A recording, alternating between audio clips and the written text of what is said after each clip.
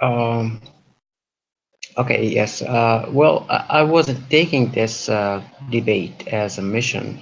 I just started as a kind of challenge, and then I realized that I'm learning a lot of new things. So this is probably now I'm telling my story. The first thing that got me feeling challenged is when someone said that gyroscope is a proof for the flat Earth, and I started digging and finding how gyroscope work, and I learned a lot, and I knew where's the trick, and that's how I started getting more involved in flat Earth. Every flat Earth video that I saw was a kind of motivation to see uh, what it's built on. Of course, there's some stupid flat Earth video, utterly stupid, like saying that the sun is above the clouds. Uh,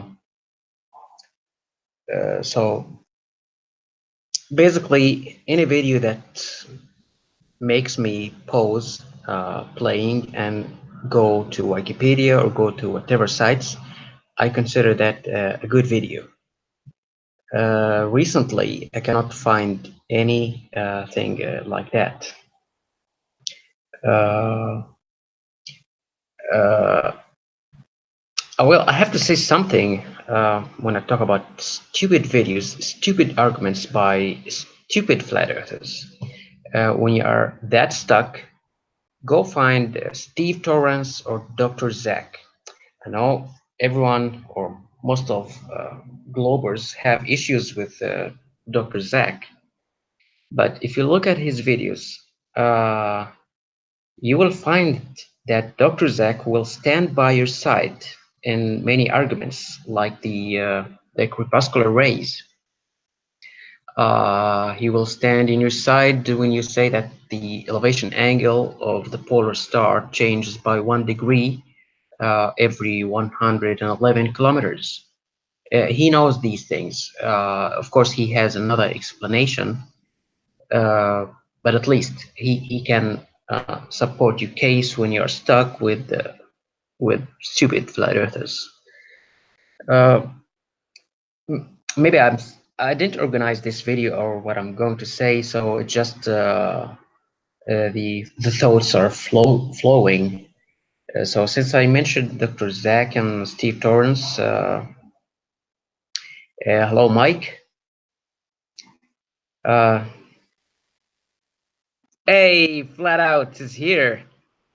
Well, I'd like to join FAQ. Yeah, I have a new Flat Earth model coming soon. Uh, but anyway, let me finish what I was saying before I forget. Um yeah, so Steve Torrance, Dr. Zach, Heath Carmody is trying to model flat Earth. Mr. Thrive and Survive. I had a debate with this man once. It was a very nice and cool debate. And what I like about him, uh, Mr. Thrive and Survive, his videos, most of them, they make me stop and go to research. And as I say, this is something good. If you stop a video, then this means this video is discussing something new for you and you didn't know about. Um, Fake you, I cannot pass the exam. It's too hard. It's too hard, really. Um, so yeah, I would like to say something about why I totally decided to leave the flat Earth debate, because over a year ago I started making my SunCalc application on a spreadsheet. I did everything. It's complete. I can calculate the declination angle of the sun on any day on the year. Uh, Solar noon. I can plot the analemma. I have searched in the whole YouTube to find how can someone calculate or plot an element on a graph, and I couldn't find it. I made it and I put it there for flat earthers to see that I plotted the element. Still, they couldn't see this as a proof. And then I thought to myself, flat earthers like to use mathematical proof. Can anyone guess what's the favorite mathematical proof for flat earthers?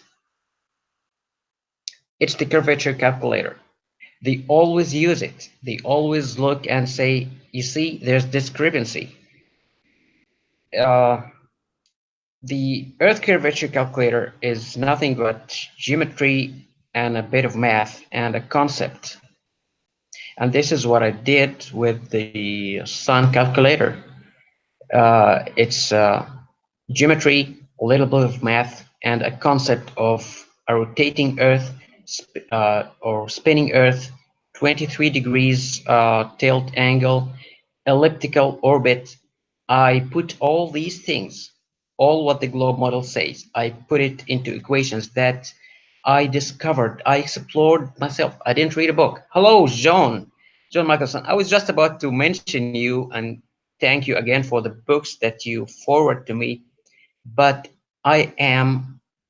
you can say I'm uneducated. I couldn't even read your books, but I understood the globe. I understood that it's a ball, it's tilted, it spins, it goes around the sun, and that's how I made all these calculations of the sun calculator.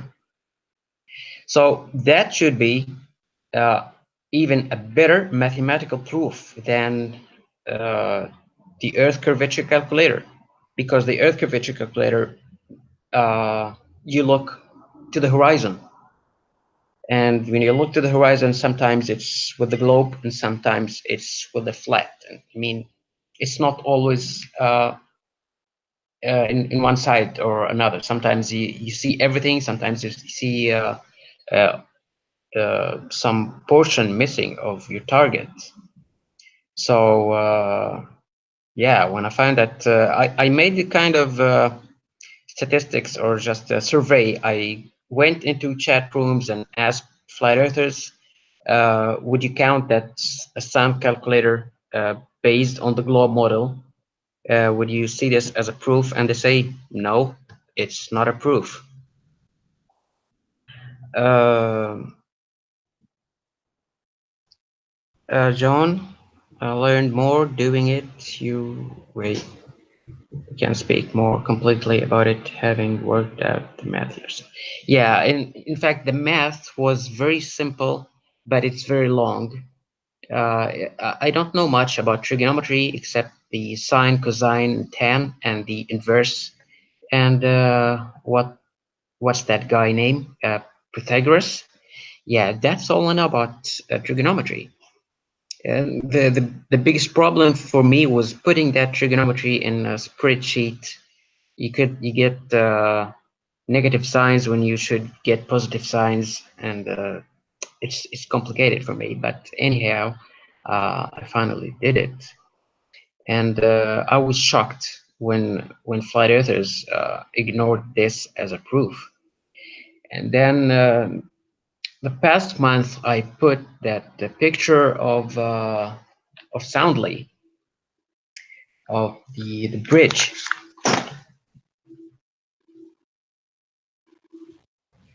Uh, the curvature was so clear there, and I thought, okay, if flat earthers are not happy with math and calculations, then maybe they should see something.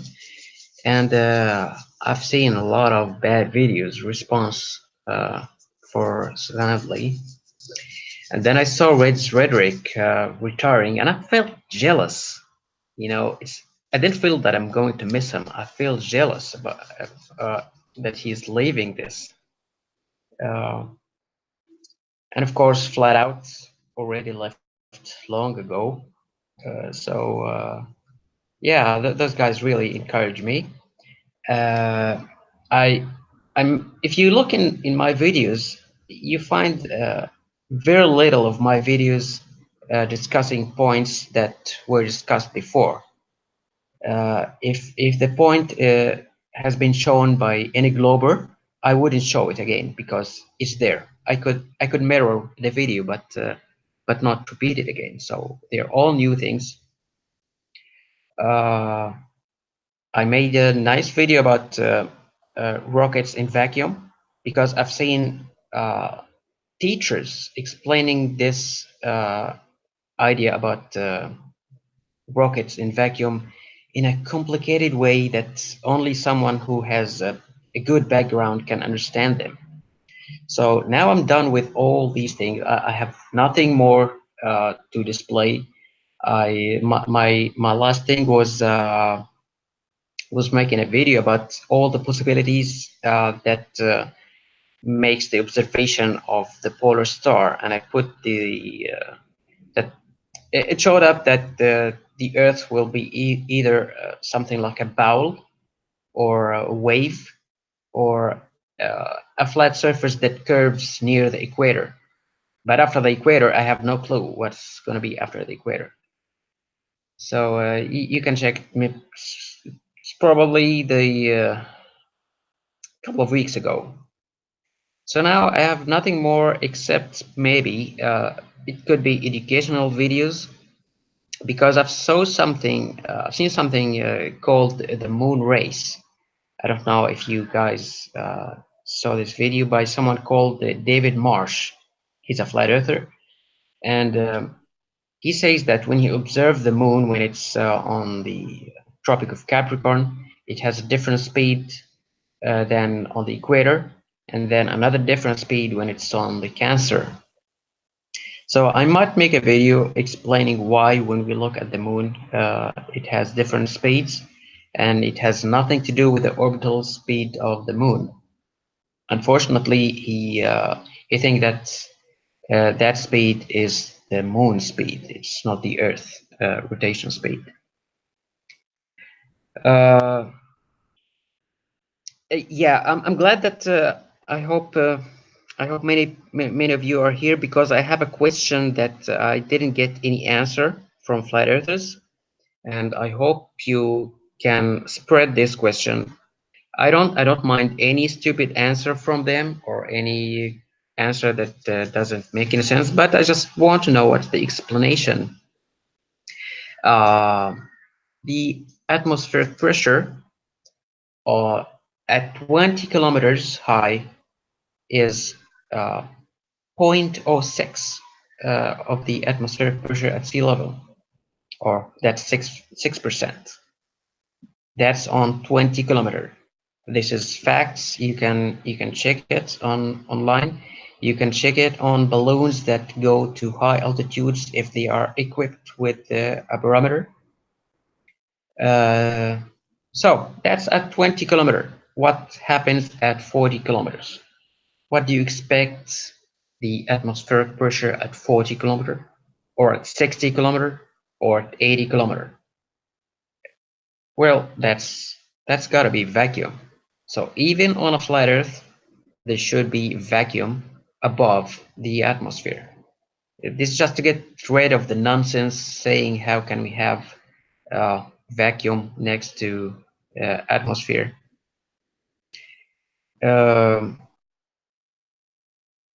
The MiG-31 altitude, it has to fly. Well, I've seen it in balloon. I've seen the barometer reading in a balloon, many balloons, and also it's recorded in many sites. But I like to get more sources.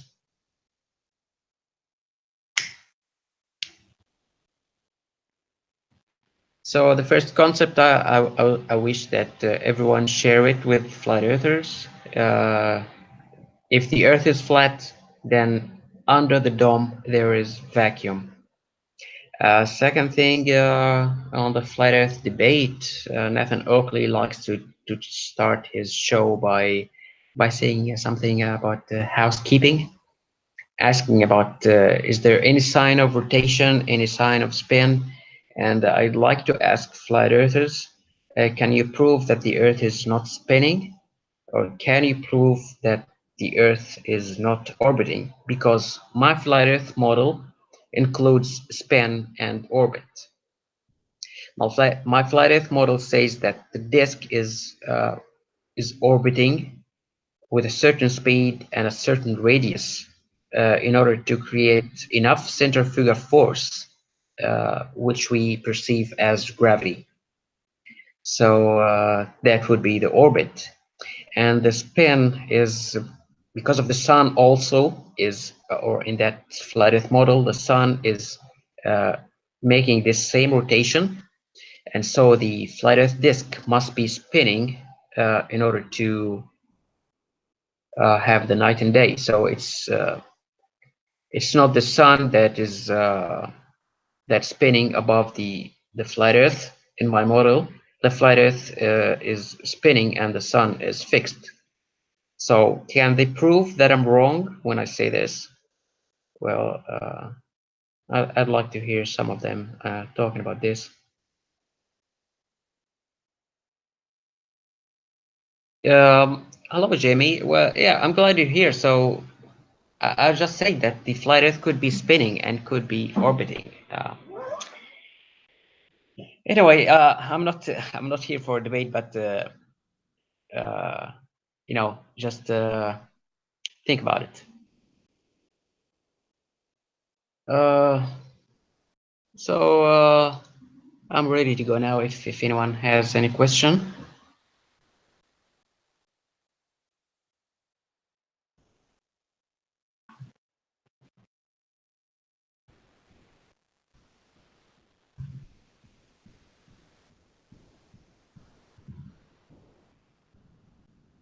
Does anyone want to join the chat before I go? If you got anything to do.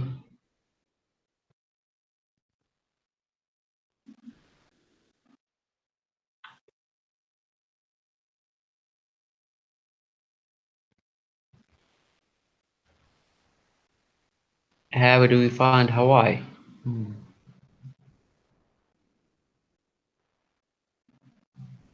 Yeah, thank you, John. I've seen. I don't see much of your videos talking about flat Earth. Neither uh, astronomy live or yeah, astronomy live, and I think yeah, those guys they already exceeded that stage. So yeah, you're working flat out. I will be here. I'll be on the other side. In fact, I'm gonna join FakeU and I'm gonna share my flat Earth model. Uh, yeah, thank you, John.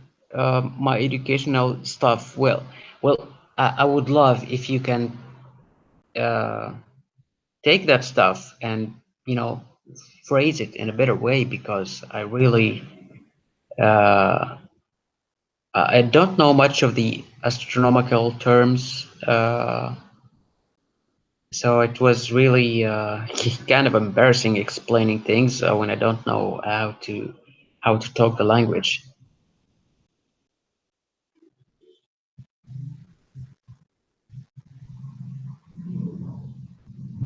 I also have a question, and I've been seeing this question popping up lately.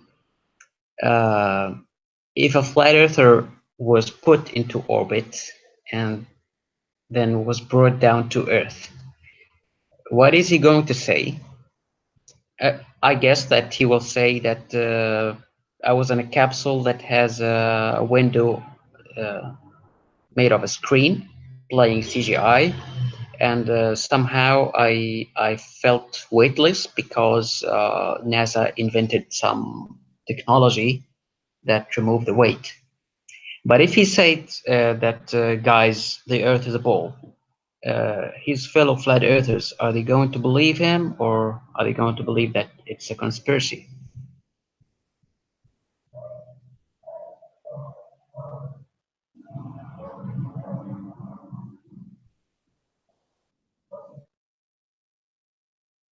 That stuff in the book, John, I don't know. Uh, uh, well, I would love to see it. I would love to see it, yes, because I want to see how people or how astronomers do these things, because I think I took a very long long route in order to reach those calculations.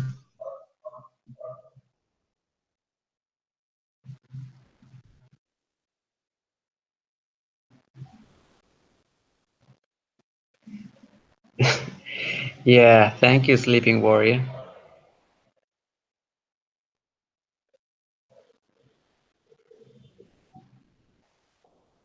So Sleeping Warrior, I've been asking a question. So maybe you're here. It's not a debate question or something, but just for statistics. If you went to orbit and saw uh, a ball Earth and you didn't feel any weight, uh, what are you going to say about this? Just a hypothetical question. Just if you went through this.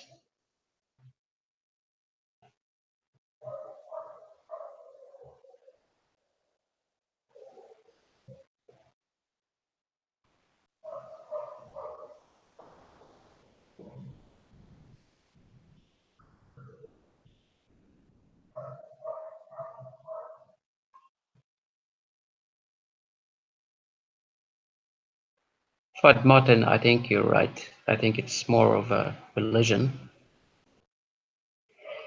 because whenever proof is provided, they ask, "Where's the curve?"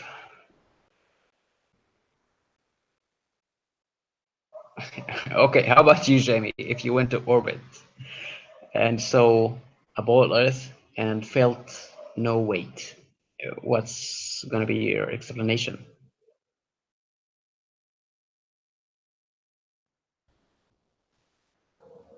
Is this going to be a proof for you, enough proof, or not?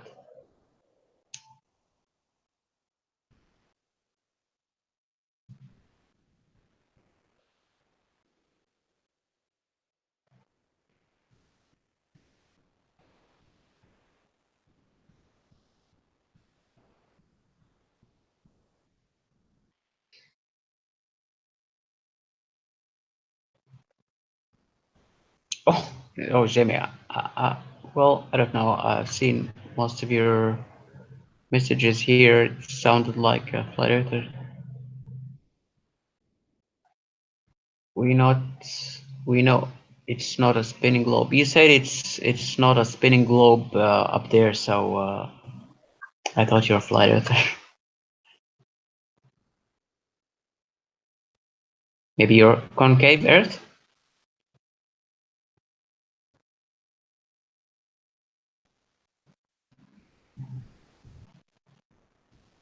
Yeah, stars are not for me.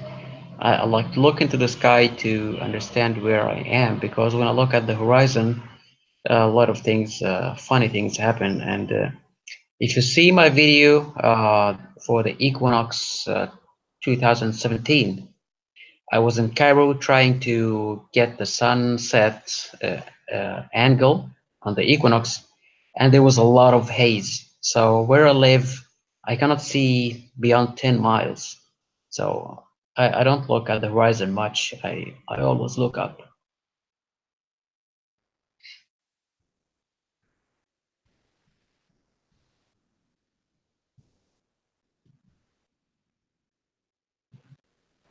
So since we're here, I may share my screen and show my flat Earth model somewhere over here.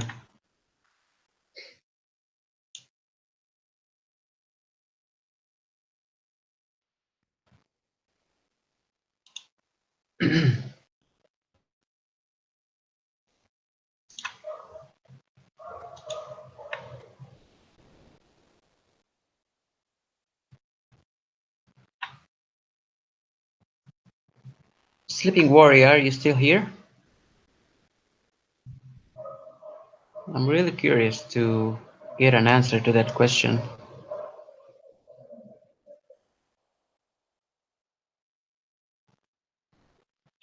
Yeah, navigation using the stars, using the what do you call it, sextant. All of these things, they are. There are proofs. Where's my videos? Mm, Neo Flat Earth model. Yeah. So I'll be sharing my screen now.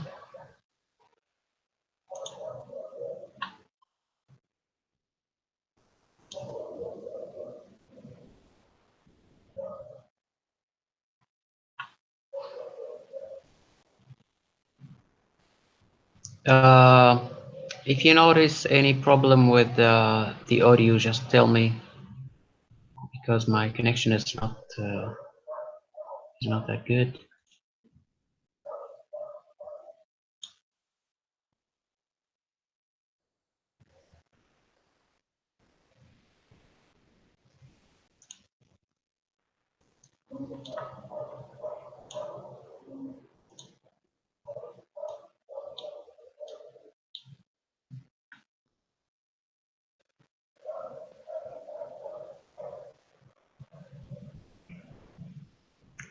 I think we don't have any flight earthers now here.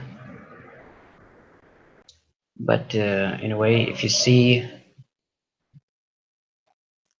this is my flat Earth model. The Earth is spinning. The sun is not spinning.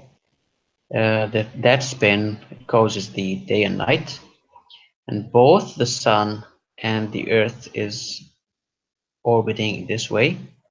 There's another model of the sun in the center, and if you have to send satellites into geostationary orbit, then you send it near the sun. Or maybe this model will not work, but satellites are very, could be integrated into this flat Earth model.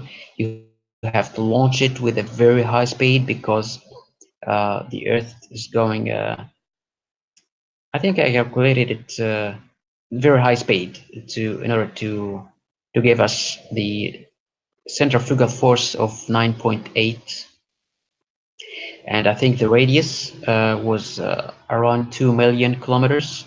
So in order to complete the cycle in one day.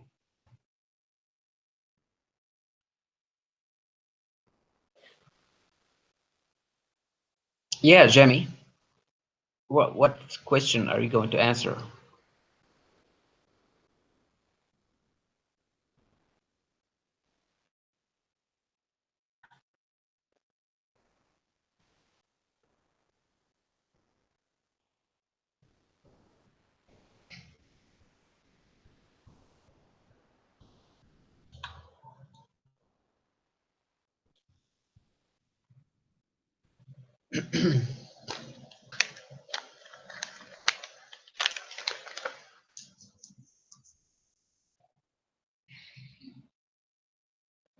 So I think that's all what I wanted to say.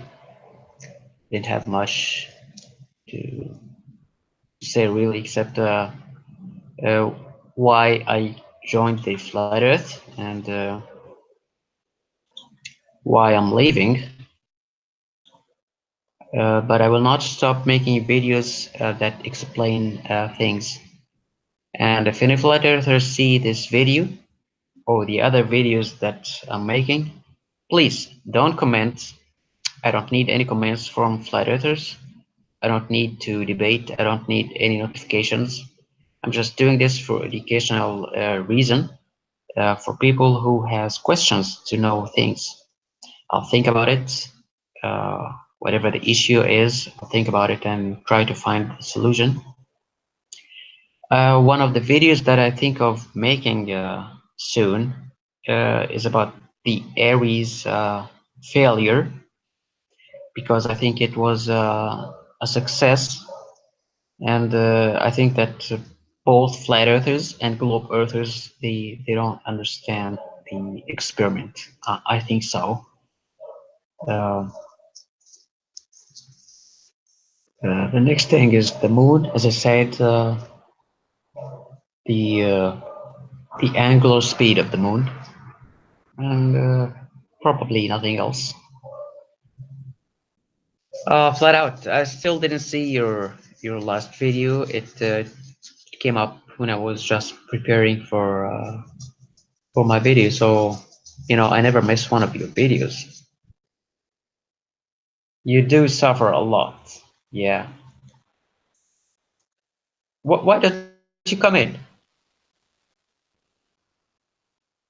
Flat out.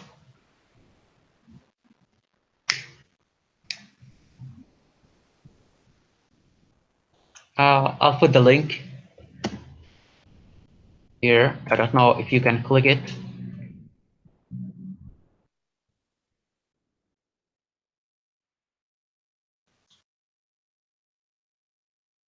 Yeah, sure.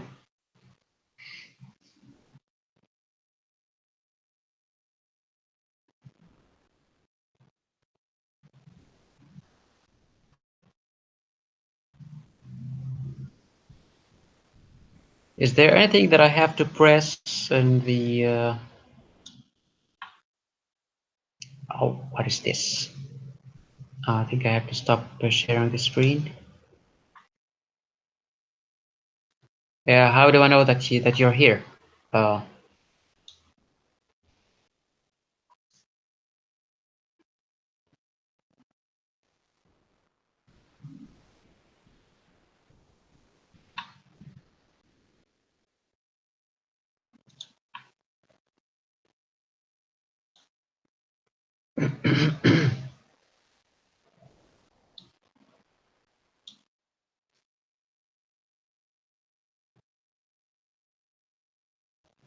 a pinch.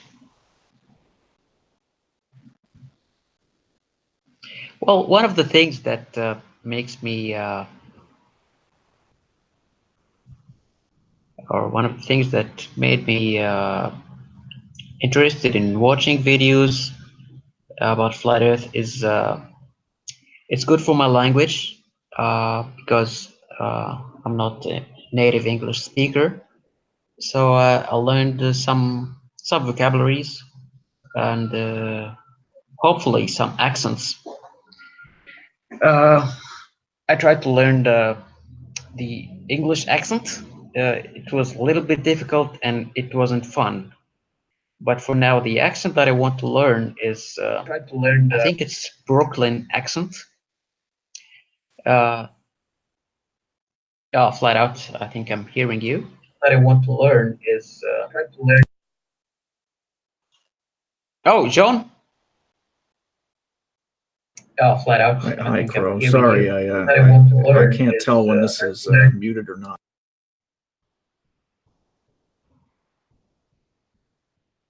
Uh, Hello? Who's here with me?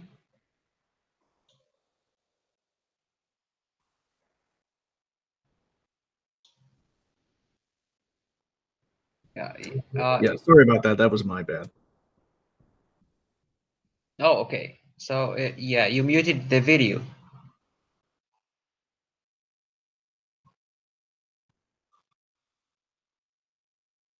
I think you can mute the video and you know speak through a microphone or something. Yeah, of course you must be speaking through a microphone.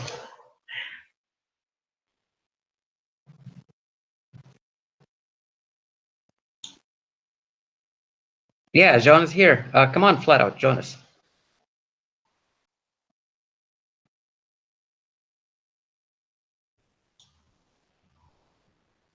John is out. So one of the things that yeah, John, just mute my video, mute this video. I did the same. I muted my own video here. Oh, you're on phone.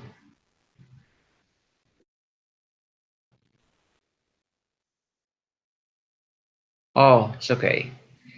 I forgot to mention one of the reasons that that expedited my departure from the debate.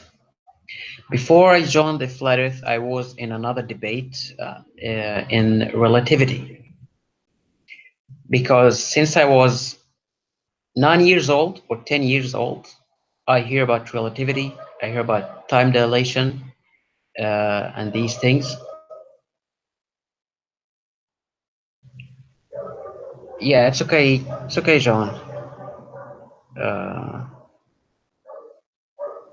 yeah, so since I was young, I hear about the relativity. I believed it. Einstein was my hero.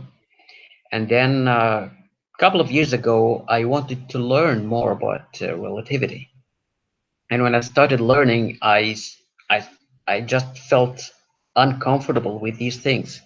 And especially with the paradoxes, the explanation of the paradoxes of relativity really put me off. So that's the kind of videos I was watching, and that's the kind of debates I was having. Although I was in the shoes of flat earthers now, because I have no education about the relativity of physics. So most of my arguments was out of ignorance, and I found some good channels like PSP videos or physics, something like that.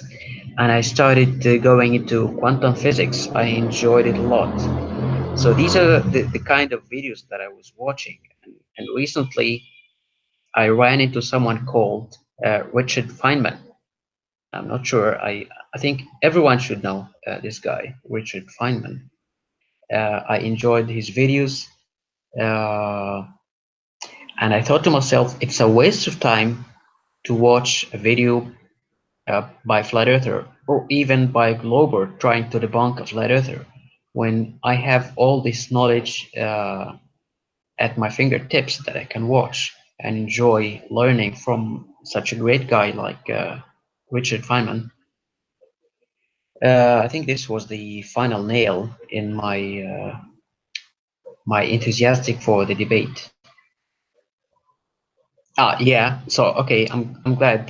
Fudd Martin. Yeah, Feynman. I don't know how come I'm 45. I'm 46 years old, and I didn't know about him until a few months ago. I don't know. I think I should feel embarrassed. Something wrong with our education if I don't know this guy.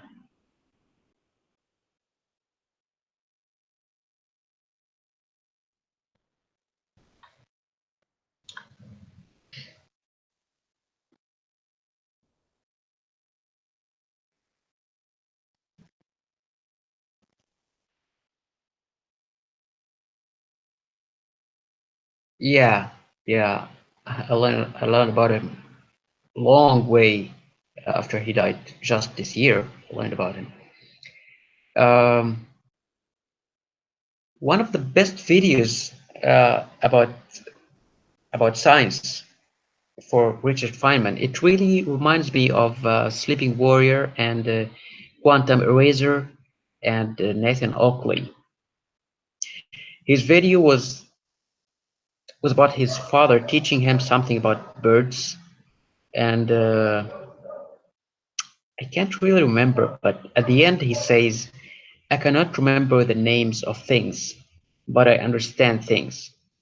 So that's the opposite of what some flat earthers do. They go into definitions, they study the definitions, they study the words, the linguistics, and uh, but the science itself, you don't find it. And when you go into deep into the language, you can interpret things in different way than it was meant to be. I'll try to find this video. I think I put it on a list of Globe Earth. If I find it, I'll share my screen now.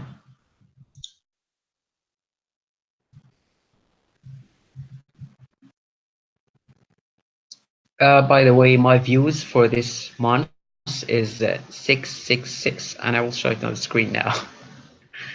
uh, my connection is too slow.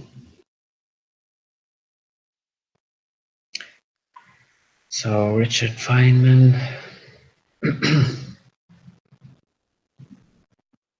Okay, I'll start sharing my screen for now, because I know this is gonna be boring without showing it. So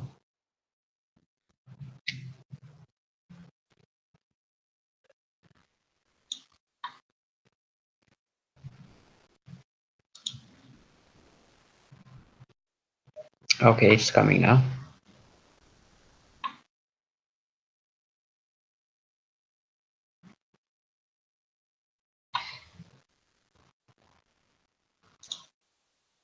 Yeah, so here's my, what is this? I hope I put it in Globe Earth. If not, then maybe in Flat Earth playlist.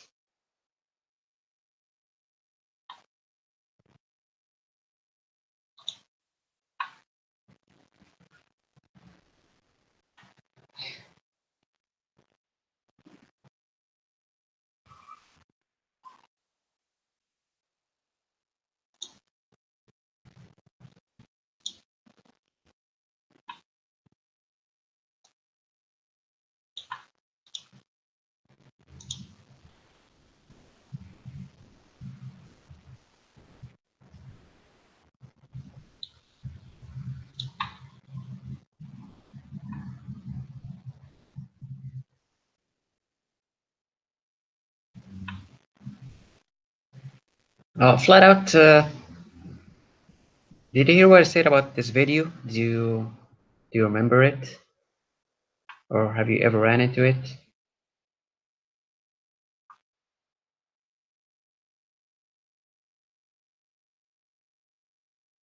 No. Unfortunately, I don't have this video here. Not in this playlist.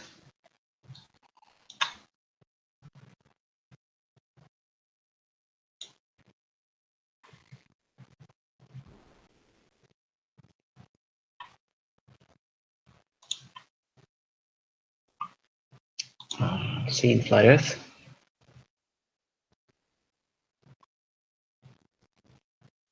Oh, by the way, if anyone's listening still, right there, find the video made by Flat Earth Core, or FE Core, about something called the magnetic Earth.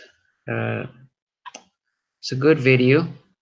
There's a lot of points that help us in our debates, like the crepuscular rays, and there's a video also by Steve Torrance. Yeah, okay, I think I found it, Feynman.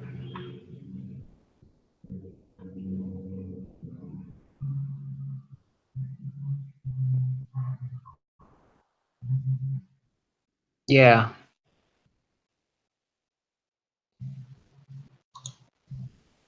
So yeah, here it starts. I'm not sure who's there right there with me.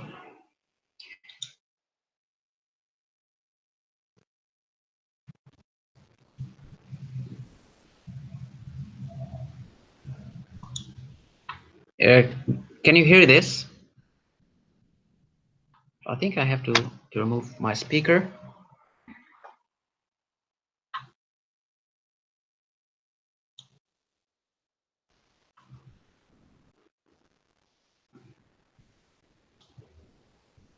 Oh, you got to be very careful not to confuse yourself. How else did he try and progress mold your methods of thinking, the way you looked at the world? Well, we had a lot of little games.